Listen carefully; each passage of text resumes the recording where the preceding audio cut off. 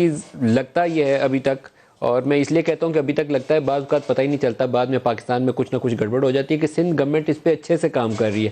مراد علی شاہ، سعید غنی، مرتضیٰ وہاب، یہ لگتا ہے کہ ایکٹیولی یہ لوگ فالو کر رہے ہیں اور اس کو رسپونڈ کر رہے ہیں اس چیلنج کو، تو وچ از اے گڈ تھنگ. میں اس کو شاباش دینا چاہوں گا، اور اس کو جتنا کنٹین کرنے کے لیے آگے کوئی بڑھ سکتا ہے اتنی ہی اچھی بات ہے. شاہد خاقان عباسی صاحب، تفتان بہت بڑا چیلنج ہے، اور انہوں نے ابھی ذکر کیا کہ یہ معلوم ہی نہیں ہے کہ پنجاب میں لوگ کتنے گئے ہیں. پنجاب میں ایک ریزنیبل نمبر 750 تو ڈی جی خان والی سائڈ پہ رکھا گیا، بہاولپور اور لوگ جا رہے ہیں. تو کچھ لوگ ایسے بھی ہوں گے جو چھپ چھپا کے نکل آئیں گے، ان کا معلوم نہیں ہے. تو اٹس اے ریئل چیلنج، کیسے اس کو کیا جائے؟ یہ چیلنج ہم نے کریٹ کیا تھا، چیلنج تو تھا نہیں. بارڈر اتنی دور تھا، آئسولیٹڈ جگہ تھی، آپ 300 لوگوں کو مینیج نہیں کر سکے.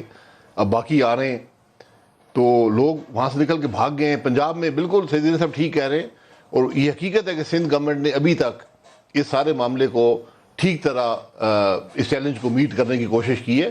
میں ان کے نمبر سے ایگری نہیں کرتا کہ یہ 3 بلین سے کچھ نہیں ہو، 30 بلین ڈالیں اس کے اندر. اس کو جتنا پیسہ ابھی ڈالیں گے بعد میں آپ کو اس کا فائدہ ہوگا.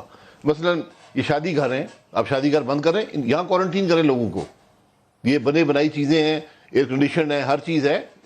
چائنا نے یہی کیا تھا، کیونکہ جب تک جس آدمی کو سمٹمز آ گئے ہیں آپ کوارنٹین نہیں کریں گے. ہماری ڈینس آبادیز ہیں، چھوٹے مکانات ہیں، اس کے اندر ایک شخص بھی ہوگا سب کو بیماری لگا دے گا. تو اگر حکومت مہیا کر دے یہ ساری فیسلٹیز، مثلا شادی گھر ہیں اور آڈیٹوریمز ہیں، اس میں آپ بیڈز لگائیں. اور ہمارے ملک میں لوگ جو خیرات کرتے ہیں بے پناہ مدد کرتے ہیں، ہم نے دیکھا ہے ارتھ کویک میں، اسپیشلی کراچی میں. تو ان کی ذمہ داری لگائیں، یہ سب مینیج ہو جائے گا.